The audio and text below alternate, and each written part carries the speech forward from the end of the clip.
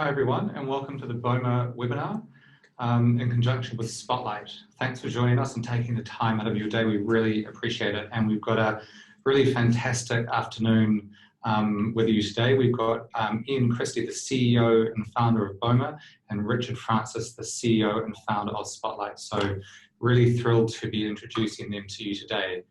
Before we get started, just a couple of small housekeeping tips. Firstly, if you have any questions that you want to ask during the webinar, we'll be doing our very best to answer them in the chat box. You can see the Q&A box down at the bottom of your Zoom screen. We'll also be taking a recording of this and sending you through an email, and that will have a special offer from Boma and also links to the recording and a couple of other goodies in there as well for you. One other thing to mention is that we sent you a booklet, a workbook about 2 hours ago. If you'd like to download that and use it to take notes on the slides, you feel free to do so.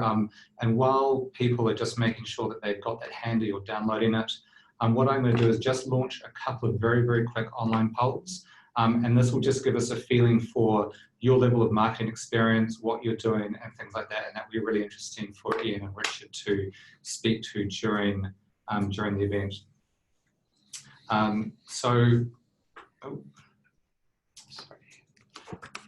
we'll just launch, sorry, we're just having an issue with one of these polls. Kat, could you launch the poll? No. Sorry. Sorry, everyone. My poll ability has disappeared. Well, look, we'll leave the polls for now because really the most important thing to do is to hand off to Ian and Richard. Just to cover quickly what they'll be talking about. Talking about, obviously, who they are. Not everyone will have heard of Ian or Richard. I mean, probably more Richard, I would say. He's been in the industry for a long time. He's had his own accounting practice, so he really knows some of the challenges that you're facing marketing your firms. We'll also be talking about the Boma and Spotlight partnership, which is really exciting. We'll give you just a 1 or 2 minute demo of how Boma and Spotlight work together. And then we'll be really diving into marketing and practices. So what works, what hasn't worked, what have Ian and Richard found that will actually be a fantastic takeouts for you to go and implement in your own practices. So without further ado, I'll hand over to you, Ian. Thank you, Charlie. Good afternoon, everybody, and thank you for attending our webinar. It's great to have so many people attend, and wonderful to have such a wonderful partner in Spotlight to help us bring this this to life. So we're going to be, as Charlie said, we're going to be talking about digital marketing for your practice. We're going to be talking about some of the whys and the wherefores and the tips and the tricks and the different things that you can do to make the most out of your marketing.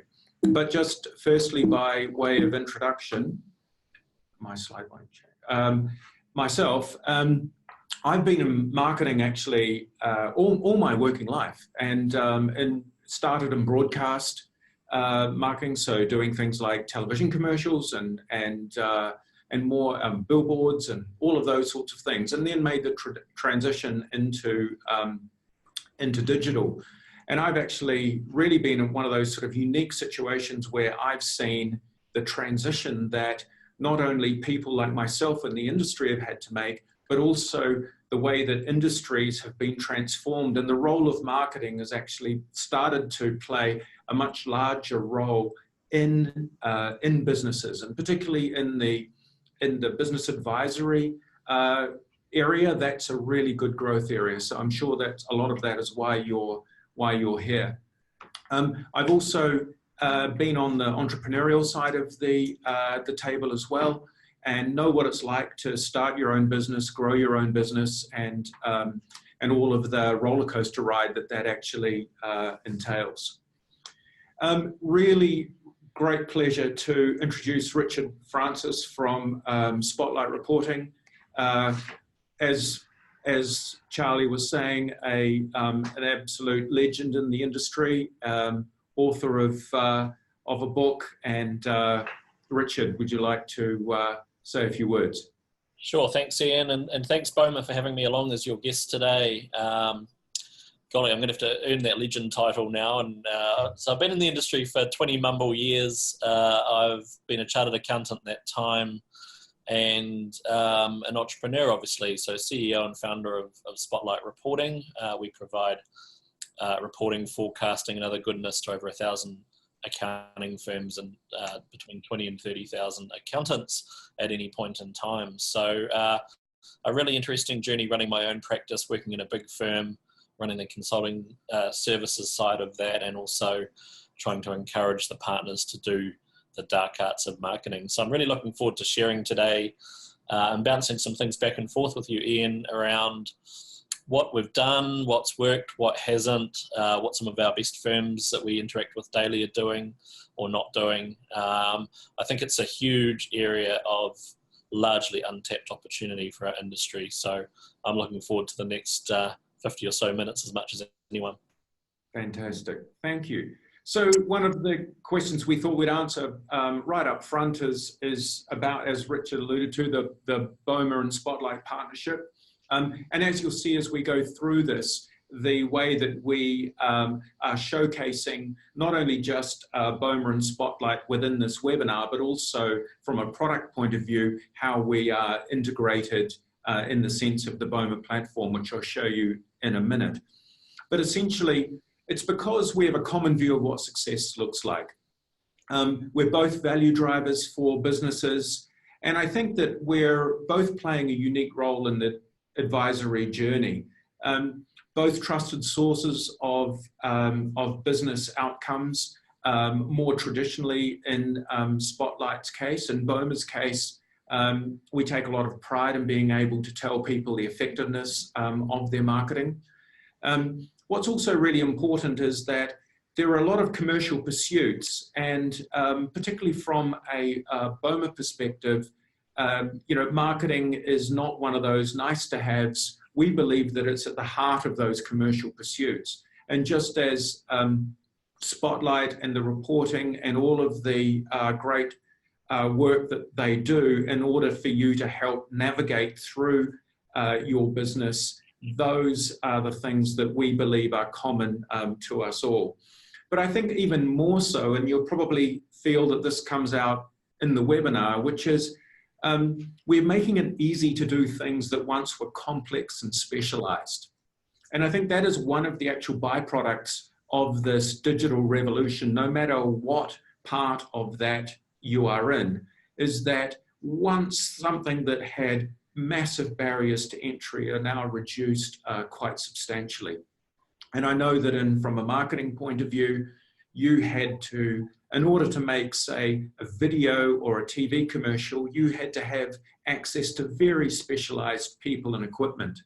Whereas nowadays, an iPhone and an editing software on your laptop means that you're good to go. So it's in that spirit that we'll talk about how easy it is for you to actually enter into this world, but also how effective it can be if you get a few simple things right. So just as I said, for a bit of context, what I'd like to do is to hand over to Kat Morgan from the Boma team, and she's going to give you just a very short précis of Boma and what it does. And so you can see the sorts of things that I'll be referencing when I talk about some of the tips and the tricks, and also for something for Richard to reference potentially as we talk as well. So over to you, Kat. Wonderful. Thanks very much, Ian. Bear with me. I'll just get the right screen up and share my screen. Okay, so here I am in the Boma platform. Our point of difference being our content library. Here I'm looking at some of the great articles written by Spotlight Reporting. So what we can do really quickly is share that out to our audience via social and email. So let's take a bit of a deep dive into this article. Each article written by Spotlight Reporting comes with a beautiful high quality image. Here's a preview of your social media post and your email content. So you can see there the hard work's done for you, saving you hours. So I'm going to show you in a moment how we're going to deliver this content via email and social. Now you can also take this content, this email or long form content, put it on your website as a blog, but we're not going to show you that today. We don't integrate with any web platforms currently. So let's deliver this content. You can choose to deliver this via just email, just as a social media update, but I'm going to do both at the same time and show you how quick and simple it is. We name our campaign, clients don't see that, so we just take the name of the article. And there's a couple of stages where you get to personalize the content. So here's the social post content that we previewed before. Now you can make a small change by, potentially sort of adding another hashtag, or simply make any changes to this post content that you wish. You can also change the image if you want something a bit different. You can upload your own or search from our library. We've got 600,000 other images to choose from. The next step is where you get a chance to personalize per channel. So Boma's a multi-channel tool. So we're going to deliver this article on improving your business performance out via these channels. So first up is LinkedIn, our business page. So Huge Accounting is my demo account. You can see the changes I made in the previous step have come through, but I could customize it. Alex, who works for Huge Accounting, might want to say something a little bit different, and so he can type something different in the post content here. I'm also going to tweet it. You can preview as well your post to see how they look once someone be scrolling through their feed. And really easily you can customize it. I might just decide not to share this message via Facebook, so I can easily deactivate that message. So lots of customization on how you deliver this message that's pre-done for you. Email as well, I can share at the same time. So I'm going to deliver this either to my entire database, or the beauty of using a tool like Boma means you can segment your database to deliver relevant, targeted content. So maybe just to my retail clients as an example. The subject line and preview description are already provided for you as well. And of course, not only is the content done there, but we'll make it look beautiful with a template that you create when you set up your account. So I'm just opening up the email editor now. And here's where I can sort of make changes to more of that long form content that we previewed earlier. Here's my empty template. I simply then drag in the article that I've selected. And by the way, you can drag in multiple articles too to create more of a newsletter function. So here's the email that I previewed earlier. You can make changes to that if you wish, or simply save and close in the interest of time. It's all been proofread and perfected for you. The last step is really deciding when do you want to deliver that message? When do you want to send that to your social channels and deliver that email? You can send it immediately or schedule for a time in the future that better suits your customers, such as midday tomorrow, and then schedule that campaign. Simple. So you can see there, Boma and Spotlight together can really save you time, remove the cost and complexity from your marketing. Right, I think we're back to you, Ian, once you get your prezzo back up. Have you shared my I'll go back. Yes, we're on you. On me, but is my presentation? Oh, you just need to click share in the Zoom window.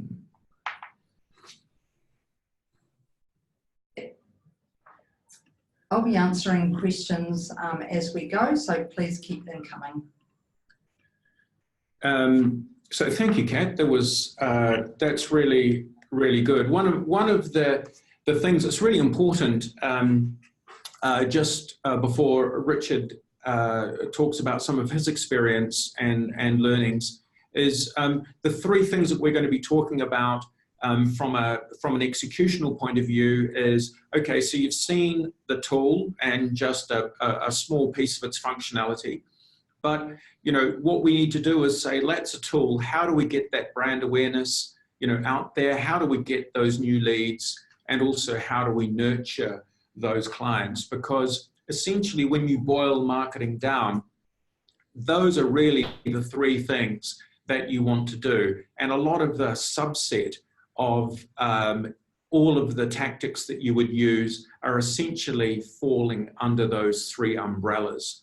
So what we're going to be talking about is really how to get that brand awareness and how to generate those leads and nurture those clients, and how you can use that great content that Spotlight are providing, plus the tool set that Boma have to make that work. But also you can do your own customization, as Kat said, which is important also to know. So Richard, Spotlight reporting. Yeah, thanks Ian and Kat. So thrilled to have this exclusive partnership with Boma, and what's pretty cool about when I think back to my days of running my own practice, which was Francis Consulting back in the noughties, and this was after I'd been at a Haworth firm that then became BDO, and where I'd learned a lot of my kind of tricks of the trade. When I was running my own practice, and why this resonates so much with me, was I needed to build a brand, I needed to attract leads, and I needed to nurture my clients for value.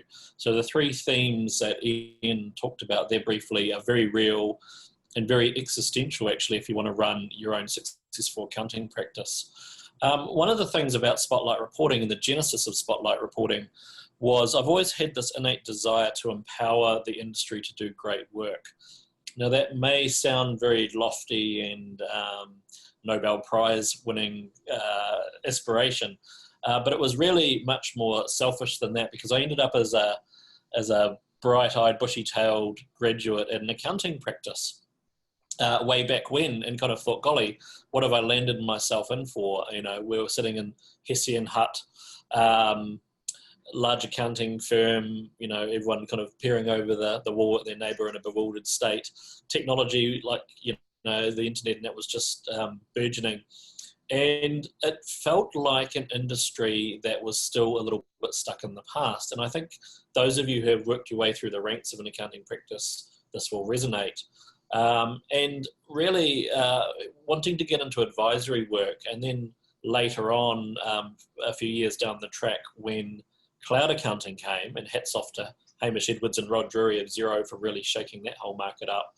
I saw my opportunity to move from doing advisory work, but doing some great stuff in the cloud that could empower other people globally, rather than having a local presence and a local ability to advise and have an impact on great businesses. Suddenly we could build software and ship that to the world. And that's what we're doing now. We're in 40 countries. We have over 1,000 of the best accounting firms, from the big four right through to the most progressive single partner firms in our core markets of UK, US, Australia, and New Zealand. About to open an office in Singapore, which we're very excited about, and also Canada. So the Spotlight reporting journey has been about empowering you guys on this call, whether you're accountants, bookkeepers, CFOs, to do great work, to be a means to an end for you to get in front of those clients without stalking them. Once a month, once a quarter, once every 2 months, with some great reports, forecasts, dashboards, budgets, consolidated accounts. And in doing so, we haven't asked you to move too far from your comfort zone, but we have asked you to be very human in your advisory and open up some conversations with your clients. So in a nutshell, Spotlight reporting is an empowerment engine for the industry, alongside some other great software. And of course, key to that, and if we go to the next slide, is helping educate and share the experiences I've had in the trenches alongside some of our best clients in things like marketing. So I'm not a marketing expert, but I've learnt in the University of Life about what works and what doesn't in the accounting space. And the reason my first slide is about learn to market. There's all the naysayers in our industry, oh, marketing, the dark arts, they're just people selling you things. And, you know, it's almost like seen as witchcraft, this marketing stuff. And the selling as well can be tainted with the same brush. But what I really found when my back was against the wall, I started a new practice with no clients, boy, did I have to learn to market. So I went to market back in 2002, I think it was, when I returned from the UK with Julie. And luckily my wife had a good job, so she could, you know, keep me off the streets. But I had no clients and I had to get out there and build a brand. So I tried everything. I tried newspapers, going to events. Social wasn't huge then, just starting. We did a little bit of that. We did EDMs, we created content. And I really tried everything, carpet bombing my approach to success, because I wanted to see what worked and what didn't. So I know that marketing can polarize opinion. There's plenty of accountants out there that say, hey, we don't need to market, we've got more work than we can handle. My question would be, do you market enough to your existing client base? Do you get the average revenue per customer at the right level? And not only at the right level for you, but at the right level of satisfaction for them. But also, are you marketing to attract the clients you want, or are you just happy receiving people with a heartbeat and a wallet into your accounting practice? And far too many accounting firms settle for B-grade clients because they're not doing A-grade marketing. So my advice, if we can go to the next slide, please, is to start simple. You don't need to invest hundreds of thousands of dollars here. In fact, if you want to access the Spotlight content, and myself and my team are busy writing some of this fresh for Boma, and you want a platform that you can pivot off, obviously get to know the Boma guys, because this didn't exist when I was in practice. I literally had to write all my own content. And I started with wanting to have an authentic voice. So I think having an authentic voice is really, really important. And it's part of brand, but I think having a voice that's personal is really, really important for you and your clients. And the ability to take content that thematically is being created for you, personalize that, put your brand on it, but put your spin on it is really important, and what attracted us to the Boma relationship. So start simple, get on the social. I know, there's a degree to which some accounting firms tweet and hope. I'm not suggesting that. Build an authentic following, and I think people will start to follow back. So start simple. I had a one-page marketing plan. I had some actions. I did invest. I know at times, and I'm as guilty as anyone of repeating the cliche that sometimes accounting firms have pterodactyl arms and long pockets. I do encourage you to invest some money and some intellectual time into creating a marketing plan and accessing the right software to make it happen. In my next slide, I just want to talk briefly about socializing value. There's a lot of noise in this day and age. I know at Spotlight Reporting, we're producing blogs, webinars, videos. We have an Advisory Advantage podcast series as well. So we generate a lot of content and a lot of volume, but what we do try and do is give it the sniff test. We know accountants are wonderful bullshit detectors.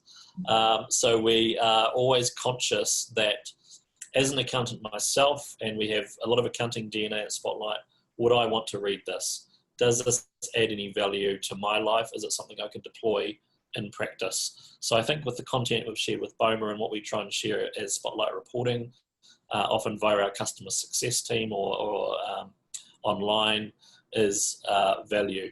So if you're an accountant or a bookkeeper running your own practice, try and make sure you're not just adding to the noise, but you're actually socializing value via the channels that your clients are operating in. So we use Facebook.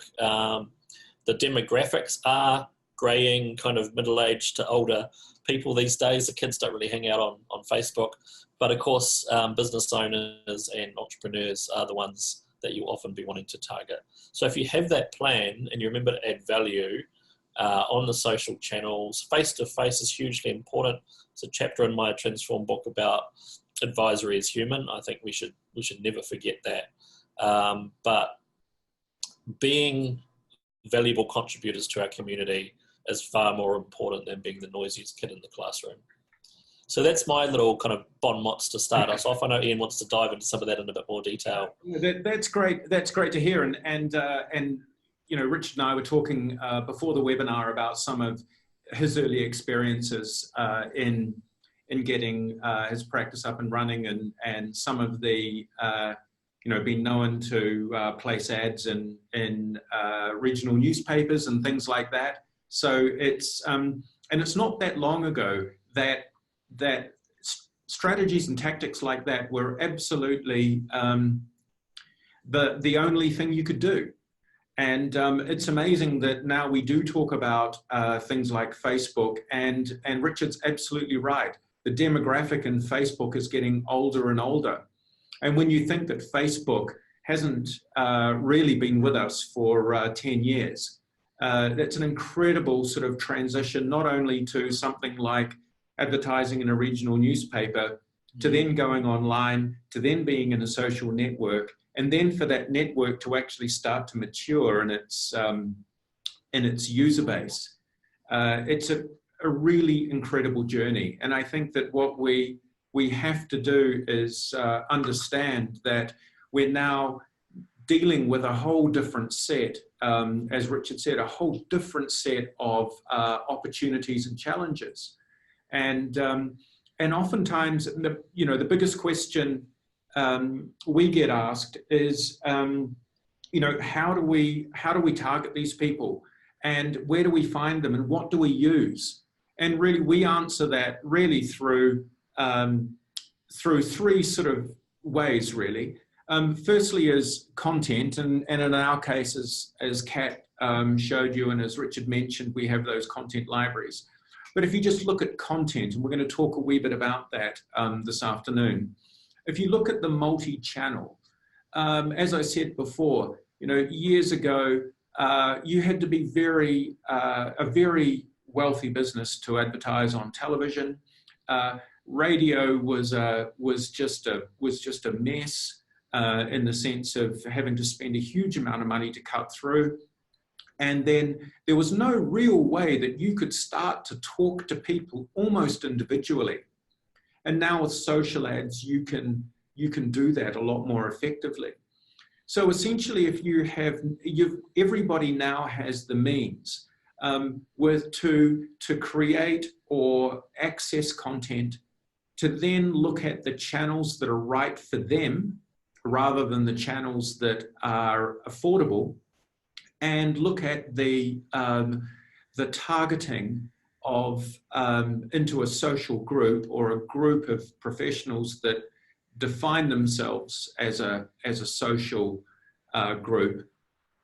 You can do that through content. Content is actually the key to a lot of those things. And then again, creating content actually probably was and still is the biggest challenge for anybody in marketing, let alone anyone in professional services. Fundamentally, being able to sit there and go, okay, I now have the tool set. I've got a piece of technology that allows me to do this. What am I going to say? And of course, when you really start to think about the things that you can say, there's a lot that's going on within your own world that you probably aren't that familiar with, or really haven't spent the time to think, wow, that actually could be something that someone else might be interested in. And we are going to talk about that engagement and what it takes to engage. But engagement and content are essentially the two things that are inextricably linked when creating a good marketing program. So if you like, from a traditional point of view, the content that we are used to seeing is what I've got here on the screen on the left, which was essentially squeeze as much content into the space as you could, list absolutely everything that you do, talk only about yourself, and really the chances, and particularly these days, the chances of all of that message resonating with your audience is pretty low. And then if you don't know where your customers are, so Richard was telling me, as I said before, about in advertising in the Hut News, because he knew his constituency would only come from that area of Wellington.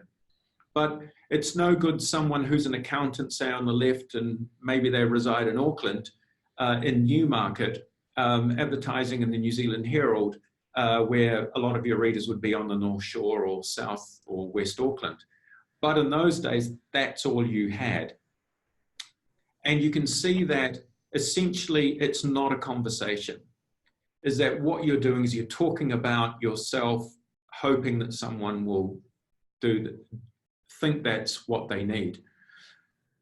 What we're talking about these days is on the right-hand side, which is essentially more of a conversation. So the content isn't really about, I'm going to place something and hope that it's going to be randomly intercepted by the people that I want. It's really a case of now saying, I've got all this content, and actually this is stuff that people might find really interesting. And the unique thing about what they find interesting is that people tend to self-select. So there may be someone that is actually thinking about the role of data in their business and how they can turn that data into information and how that information can be meaningful for them to be a strategic tool. So all of that good stuff that Spotlight enables them to do. And so what we're doing by creating not only content that is relevant, it's also compelling, because anybody who is in business today really wants to know, where are my customers coming from? Who's spending what with me? Who are my top 10, 15, 20% of my customer base, and those sorts of things. But the message is actually only half of it. What you want to also do is get to, where can I place this in order for it to be seen by the people that I want to see it? And Richard mentioned before about making sure that you are not chasing anybody with a wallet. You're chasing people that you actually strategically really want to be part of your business. And so content is really, really helpful in getting you to select these people and enable them to go, I like this content. That's something I've been thinking of. I can see who's bringing that content to me. I might go and check them out in a bit more detail. Or if I'm really keen and I'm interested in buying this now or inquiring about this now, I'll click on the button that's at the bottom of the article, and that'll take me right to that actual company. And I think, Ian, targeting is so important. And one of the things I did was, I wanted to work with, I had a range of clients, but I wanted to work with entrepreneurs, startups, kind of the young, the next generation coming through. So I think stepping back a little bit before you consider your content and really being clear on who you want as your clients is so important, because, coming back to that heartbeat and wallet analogy, otherwise you will get anyone who picks up the Hut News or looks at the Facebook spray that you've done. So I certainly went quite narrow and looked at startup incubators and those kind of hubs, shared office spaces, and got myself some clients there, and then really had a thought around what was the content that would resonate with them, and actually spoke to some of my potential clients via the mechanism, and I urge accountants to be sitting down on this one. I'm going to use an F word. I did a free 4-letter F word. I did a free presentation workshop at Creative HQ here in Wellington, way back in the day. And use that as a mechanism to get lots of feedback on what's the most useful content for you guys. And then when I started sharing that, and of course I had to write it back in the day because there were a lot of other options around, that's when I started to have conversations with those firms. And dare I say it, it was right under the nose of Deloitte, who were actually the official sponsor of this incubator. And I ended up hoovering up a lot of the best businesses in that startup incubator because I'd got the content right and I'd listened rather than imposed my worldview of what the content should be. So that's something I definitely urge accountants to think about before they dive in. Yeah, that's a great point, and it's the comfortable bedfellow of content is targeting, and one of one of the key questions we get here at Boma is, how do I target in that sense? And Richard's given you a great idea about, he absolutely selected that target he wanted to do, and he got out and he went and saw them. Oftentimes, there are so many things. Richard's, he used a geographical strategy in the sense of going to where there was a bunch of young startups in Wellington. But oftentimes, there are also other things that if you start to look at where your expertise in your practice lies, what people are passionate about, what certain types of business verticals that they love working in or have expertise in. And often the actual answer to who do you target specifically is actually within your own practice. I don't think it's right that you need to reinvent a target market that you actually have no experience in, because maybe it sounds like someone you want to go and work with. Essentially, you look almost like interrogate your own practice and find out where the hot points of expertise are. And that, as I said before, could be geographical. You could be actually in a high-tech area, lots of high-tech businesses around you. That's a great thing. It could be the fact that you have one person in your practice who is heavily biased towards a certain group of people.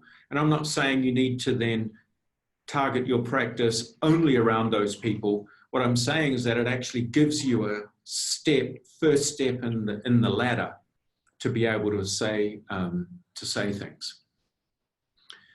So we talk about content as sort of is not only just information, but also a conversation within a community. And Richard's excellent example before about going into a tech hub, he was having conversations with those people, and it was in a community that was probably diverse in the aspect of what they did as their businesses, but actually they were united by a common cause, which was they were startups, they were in the cloud, and they really wanted to do something differently. So the conversation that Richard had with those people was a conversation that resonated with them, because he wasn't talking at them, he was talking with them. And I wasn't there for that presentation, but I can well imagine that there was a lot of empathy that was used. Richard saying, I'm on the same journey you're on. I understand the things that you're going through. I understand the pieces of data that you're not collecting and not seeing, and could make a better decision in your business if you did have access to it. So that sort of conversational type approach, particularly with social media, is absolutely vital, because even though it doesn't feel like you're saying enough about your practice to a point that someone will go, oh, I'm going to go and be a customer of them or become a client immediately. What it does is it just creates that empathy that someone can say, that resonates with me. They're saying something that I've never heard before. Therefore, I'm going to actually keep my eye on those people. I'm going to follow what they do on social media. I'm going to maybe subscribe to their blog or subscribe to their email list, because they actually are saying things that I really think is important to me as well. So a common view of what success is going to look like is really important as part of that conversation. The other thing too is community. Community is you could take the literal sense of the community, but also marketing gives you a really great opportunity to create your own community. So create, if you like, almost like starting a club of your own. Like-minded people that have common issues, common objectives, and you can, and don't be scared to actually create, be the catalyst to create that community, particularly on social media. You know, I think one of the important points on community is that you have an existing community. One of the things I see a lot at Spotlight Reporting is that accountants aren't necessarily communicating with their existing community. So they have a wonderful client base. They send out accountancy type content about tax dates and things like that, or vaguely, vaguely rehashed stuff rather than resonant, relevant content, a two-way conversation. So I think one of the almost secrets of marketing is to have that two-way communication. Make it a survey, make it a conversation that's kind of a binary conversation rather than the accountant just unloading all sorts of wisdom. And one of the things we talk about, and our customer success team talk about this quite a lot with accountants and advisors that we're helping to go on the advisory journey, is to listen. Accountants are very good at talking and advising, but actually listening and responding to the goals and the aspirations of clients is really, really important. And when you understand that, what is the shared aspiration of your community and the individual nuance of that, then you can have really, really good conversations and build your marketing around that. And sometimes that does take a bit of thought. That takes, surveying your clients. For example, I remember doing a Transform breakfast in Sydney last year with Steph Hines, who's got a really great authentic voice and some pretty cool marketing. Check out her website at GrowthWise if you haven't. And I asked people who's actually surveyed their client base to find out what they want. And one nervous hand went up in a room of 100 accountants. And I think that's definitely something I would do, is before you deploy too much content to the community, ask the community what their challenges are, what their fears are. And you can do this pretty simply with SurveyMonkey or a similar tool, but definitely that's one of the things that worked really well for me. And I do see some firms doing that, but not enough. And that's a fantastic segue, thank you, Richard, into the sorts of things that you can do on social to, as Richard said, to create that community. And I think one of the biggest things about this is that actually it's about giving. Oftentimes it's about actually almost being counterintuitive to what you think marketing or selling is all about. There's nothing wrong with actually going out there and asking questions or putting something to people and say, can you even help me on this? So we find that even just a simple quote from someone that you think really resonates, and it doesn't have to be a quote specifically about your practice or even something related to your practice, but if you think it resonates enough, get it out there on social media and tell people why you think that is good. Infographics are great as well.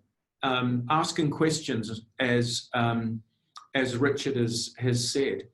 Another thing that we've found really helpful with getting this community and sense of empathy going is that also photos about behind the scenes. You may do something as a practice, let's say in the community, you might be turning up to help clean up a park or anything like that, or one of your people do that on their own. It's great to have a photo about that and talk about it and say, Bob or Mary was out there doing this for the local community and we salute her or him. And that sort of thing, again, has nothing to do specifically with your practice, but what it does is that it starts some empathy and it starts a conversation and it starts to build that community. I think, just picking up on that, I mean, people love success stories. And I think one of the things we do, because the risk of not personalizing the content or the quotes or the blog posts is that it sounds, success can be either quite a general concept, or you can actually go, this accounting firm or this client of our accounting firm has done this, and really celebrate the success. When I was running Francis Consulting, we had some wonderful clients who, in good kind of Kiwi fashion, and didn't really want to holler about their successes, and some of them were doing great things. And often we would then, funnily enough, as an accounting firm, end up being almost the marketeers for them by saying, "Isn't this wonderful?" And we do that a lot at Spotlight Reporting too. So our wonderful marketing team, it's headed up by Kylie, not only share great client success stories, because accountants do want the rubber to hit the road, so they want to know. They've heard advisory, but as I said, they're bullshit detectors. They want to know the names and the dollar value of the people that have made this successful, and they want to meet them. They want to see the Advisory Advantage podcast, or they want to hear that X firm got $100,000 in new revenue in the 3 months after using, tools like Spotlight. Because I think there's a lot of content and a lot of noise out there that just sounds like the orchestra playing the same old, waltzes. And a lot of our clients, they'd rather be listening to Stairway to Heaven by Led Zepp. They want a different voice. They want to see the long-haired success story and not just hear about the messes. So I think that's a really, really important point. I mean, you touch on it in your bullet points here, but having that personal touch and real examples, I think is so key. And why can't we as accountants be the cheerleaders for our best clients? Yeah, because actually very few outside partners or suppliers to your clients actually get the insights that the accountants do. That's and right. So therefore they share a very privileged but a very special place. And I think that also, think about the ability to cement a relationship goes even deeper when you are saying, hey, you guys did a charity ride for fun. Do you mind if we talk about that and celebrate you as one of our clients on our blog or in our social media? Those sorts of things are really important. Also, things we found have been really powerful are book reviews. Hey, I was reading this, it was really interesting, I think you'd really like it, here are the reasons why.